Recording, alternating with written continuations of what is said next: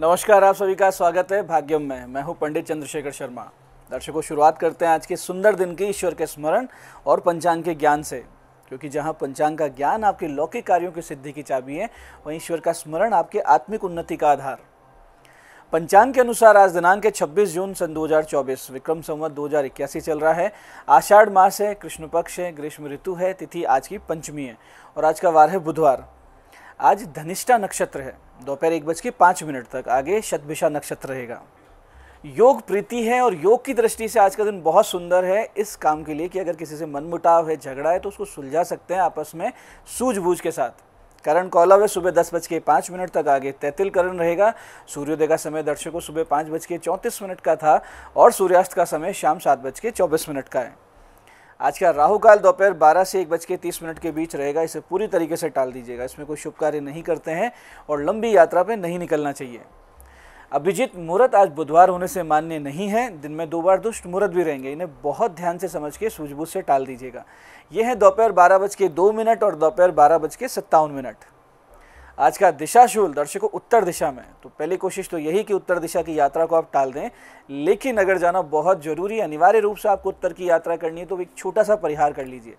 परिहार इस प्रकार होगा कि उत्तर की ओर मुख कीजिए सामने और फिर थोड़ा सा धनिया या मूंग के दाने खाकर पहले 5 कदम पीछे चलिए और इस दौरान अपने हृदय में अपने इष्ट का ध्यान कीजिए, प्रार्थना कीजिए और फिर इस दिशा की यात्रा कीजिए। यात्रा बहुत सुंदर रहेगी, कार्य सिद्ध होंगे और दिशाशूल आपको परेशान नहीं करेगा।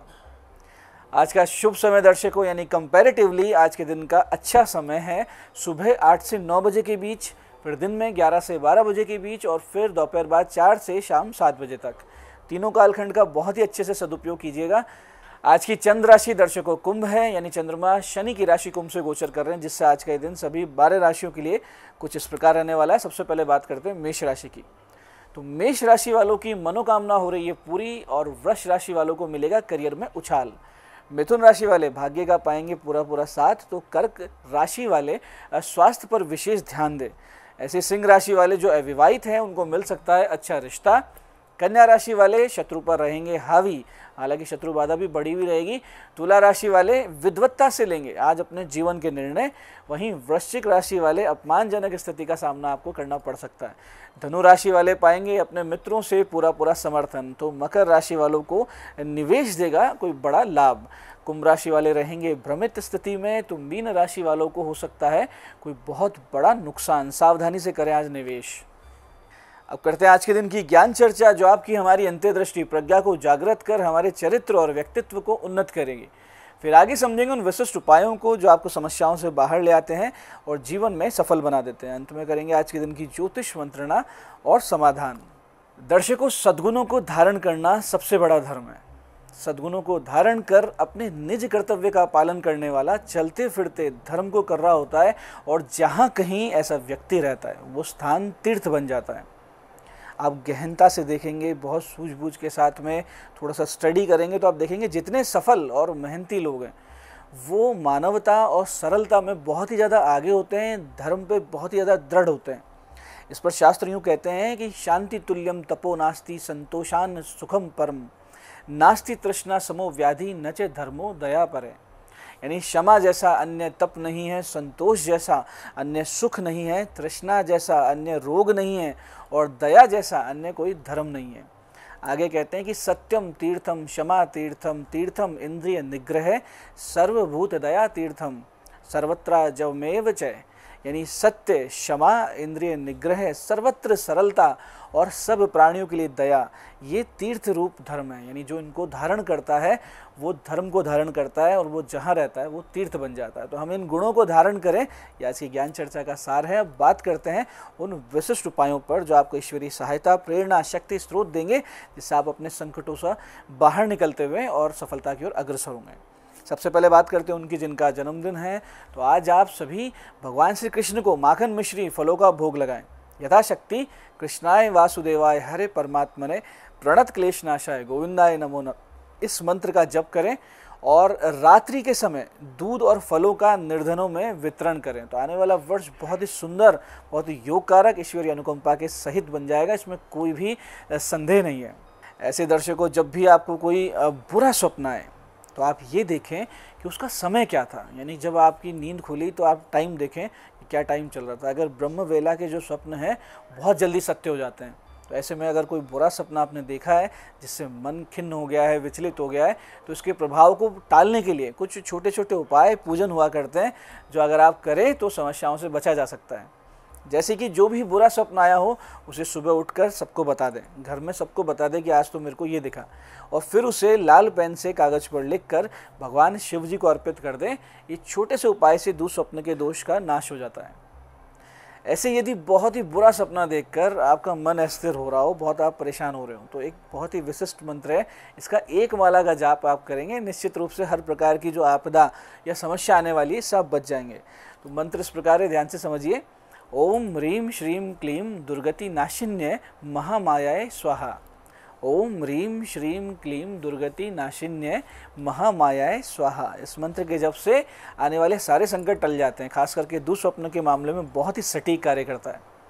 ऐसे ही यदि अर्धरात्रि या ब्रह्म वेला में बुरे सपने से ही आपकी आंख भी खुल जाए, तो उस वक्त 27 बार आप इस मंत्र का जप कर अपने दोनों हाथों की हथेलियों पे फूंक मारें और अपने चेहरे पे हथेली फिरा रहें, तो दुःस्वप्न का दोष नहीं रहता है। मंत्र इस प्रकार है, ध्यान से समझिएगा। ओम वाराणस्या दक्षिण कोणे कुक्कुटो नाम ब्राह्मणे तस्य स्मरण मात्रेण दुःस्वप्नो शुभ भवेत्।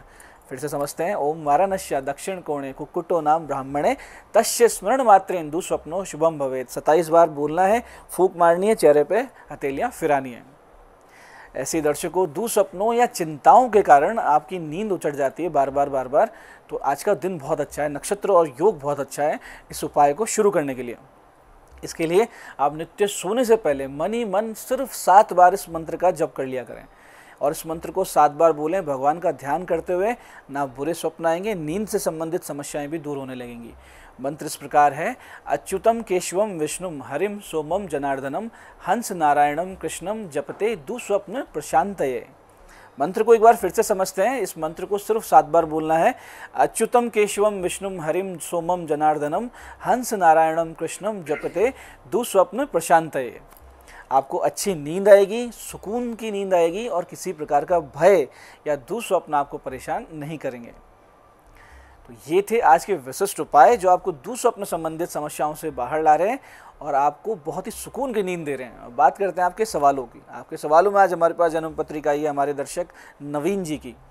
12 फरवरी 1988 का जन्म है, दोपहर बाद 4:48 चाकसू। वैवाहिक जीवन बहुत खराब चल रहा है, इनका प्रश्न है। देखिए नवीन जी, कर्क लग्न वृश्चिक राशि की आपकी जन्म पत्रिका में सप्तम यानी विवाह भाव में सूर्य देवता विद्यमान है, शत्रु राशि में है, और सप्तम का अधिपति शनि भी 6ठे भाव में यानी अपने से 12वें चले गए।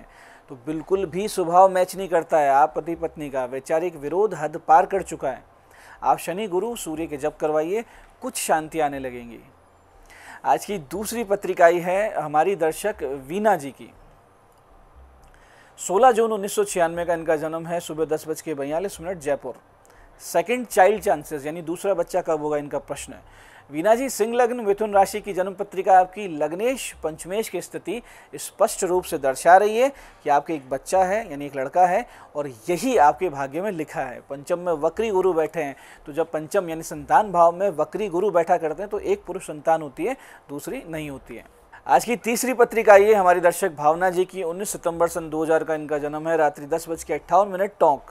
प्रश्न है विवाह का योग कब है। देखिए भावना जी, वृष लग्न वृष राशि की जन्म पत्रिका आपकी, जिसमें सप्तम भाव और सप्तमेश की स्थिति और वर्तमान दशा गोचर के अनुसार नवंबर 2024 से नवंबर 2025 के मध्य या फिर मई 2026 से नवंबर 2027 के बीच में आपका विवाह हो जाएगा, और बहुत ही अच्छा वैवाहिक जीवन आपकी जन्म पत्रिका दर्शा रही है। तो ये था आज का पंचांग विशिष्ट उपाय और ज्ञान चर्चा। मैं पंडित चंद्रशेखर शर्मा ये आशा करता हूँ कि बताए उपायों को सही विधि सटीक समय अटूट श्रद्धा से करके आप पूरा लाभ उठाएंगे, और जो ज्ञान चर्चा जो सत्संग हमने किया है इसे अपने जीवन में उतारेंगे, अपने जीवन को शिवमय सत्यमय और आनंदमय बनाएंगे।